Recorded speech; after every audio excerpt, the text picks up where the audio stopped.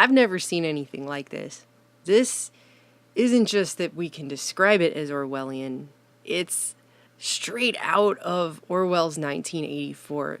If you recall that book, which everyone should reread because it's apparently become more relevant now than ever. Remember, there was a distinction between the truth, which was actually what was happening, the actual circumstances, and fact. Facts in that book are just what people believed to be the circumstances. And Google, I'm sorry, this makes me so uncomfortable, it hurts my brain. Google has now released new guidelines that aren't just targeting conspiracy websites. They are openly, directly targeting them, and they say that. But they're targeting any site which would even attempt to contradict what they claim are well-established historical and scientific facts. That is their wording.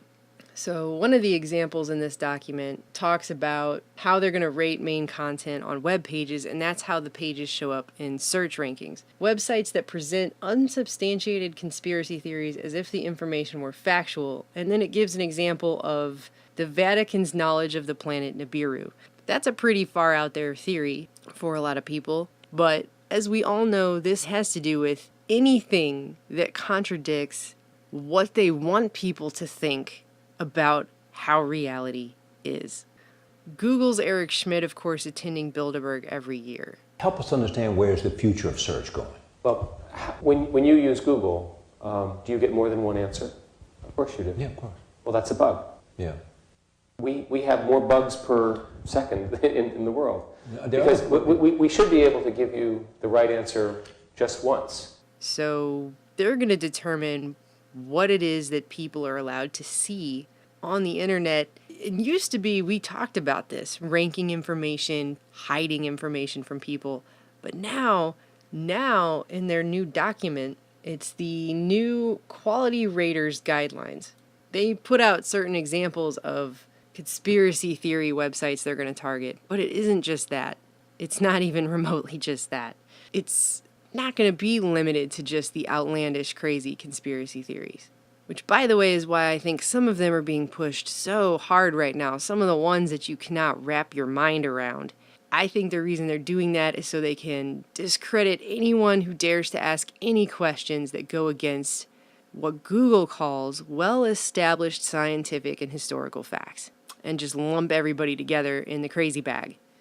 Buried in this 160 pages, down on page 108, you have this description of ratings of fails to meet that should be assigned to results that are considered helpful or satisfying to no or very few users. Now look at the last two bullet points on here.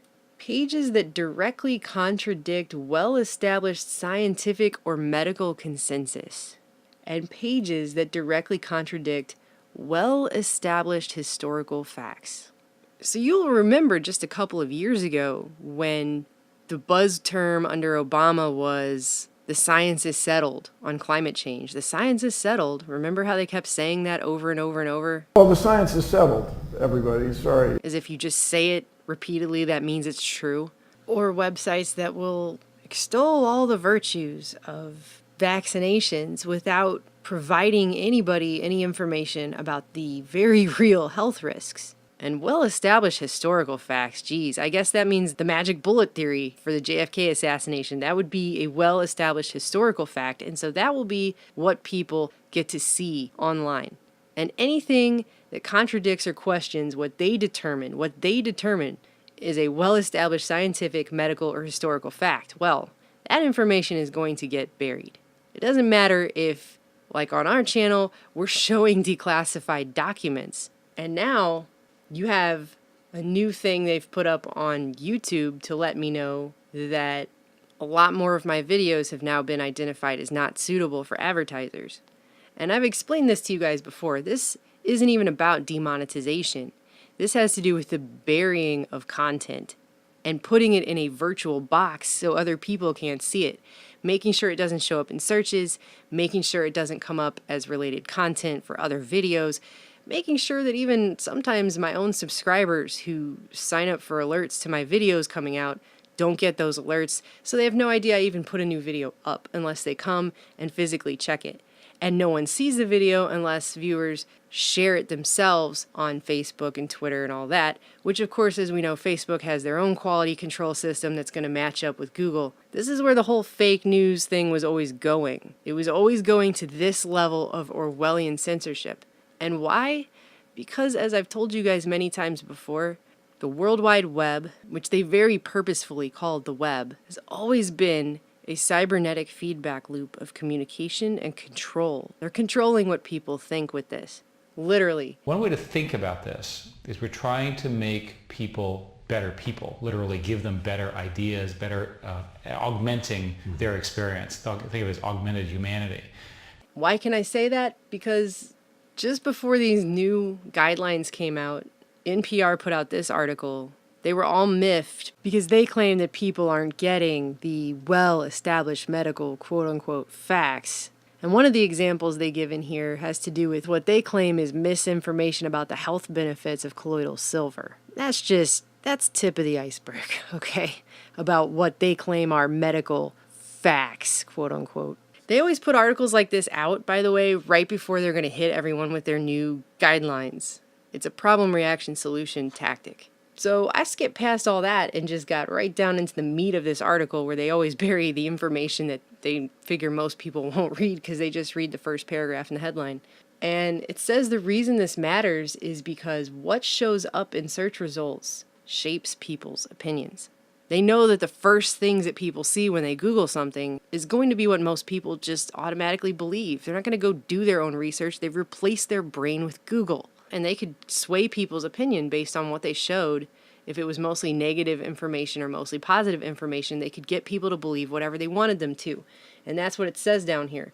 The ordering is everything. So the big finding is the degree to which we can manipulate people's healthcare decisions simply by changing the rankings of search results. And I've been getting messages from people lately saying they are censoring especially any kind of video that's warning about this right here, or that's warning about AI making decisions, because these decisions about these rankings are all being made by computers. The decisions on our YouTube channel about what's going to be seen by people, that's all AI making those decisions. That's not a human being making those decisions. And more of these decisions about what you can learn and what you can know and what people can talk about, those are being made by computers.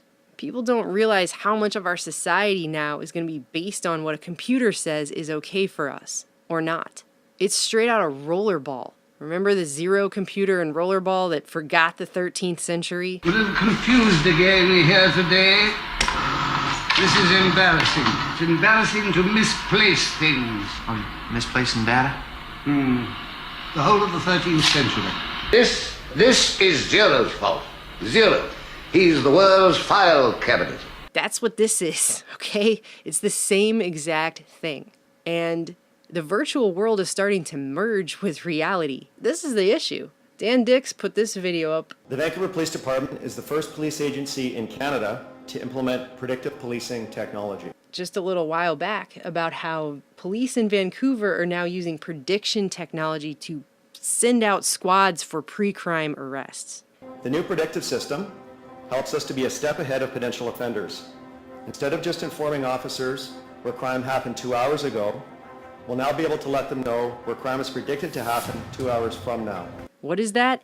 It's when a computer predicts that a crime will happen in an area in a couple of hours, so they preemptively send police there all amped up looking for a crime before it's even occurred. And of course, if you're looking for something, you're usually going to find it, right? So now a computer is going to make decisions about where police state squads are going to be sent before a crime has occurred. And more decisions like this are going to be made by AI. And they don't want us talking about that. One of the videos they flagged on our channel, and they didn't flag it until recently, so it got to have its full views, and then they flagged it, and now it's since been shut down because it had an ambiguous title, that's why, is the one about society being programmed by a black box. They don't want people talking about that at all. Anyway, so I just thought you guys should be updated on the fact that we've now moved to the phase where they're going to shut down and bury anything that contradicts well-established scientific or medical consensus, which most of us know what that means, and contradict well-established historical facts, e.g. unsubstantiated conspiracy theories. They also don't care if it's a substantiated conspiracy theory either. If it goes against the establishment narrative, it's going to be buried. So the global model, the global world, the World Wide Web is based on a consensus model. Majority rules and minority has no voice at all. But with the added bonus of being able to manipulate what the consensus believes through modified search engine results and memory holding information on the web. And people don't even realize this is what's going on. We don't want to live in a society where we're not allowed to question official narratives, where we're just spoon-fed what we're supposed to believe about how everything works. And we can't figure anything out for ourselves because they're going to tell us exactly what we're allowed to know. Nobody wants to live in this world they're creating. Nobody.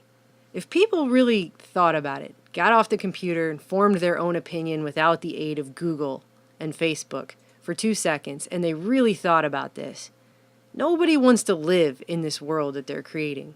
A world where you can't ask questions. A world where you're spoon-fed your prescribed view of how everything is, and you're told exactly what you're allowed to think and see and know and learn about. This is 1984. This is where we are. Doesn't matter how much more technologically advanced we get in the years to come, it'll still be 1984. When you use Google, do you get more than one answer? Of course you do. Yeah, of course. Well, that's a bug. One way to think about this is we're trying to make people better people, literally give them better ideas, better augmenting their experience. Think of it as augmented humanity. Think of it as augmented humanity. Think of it as augmented humanity.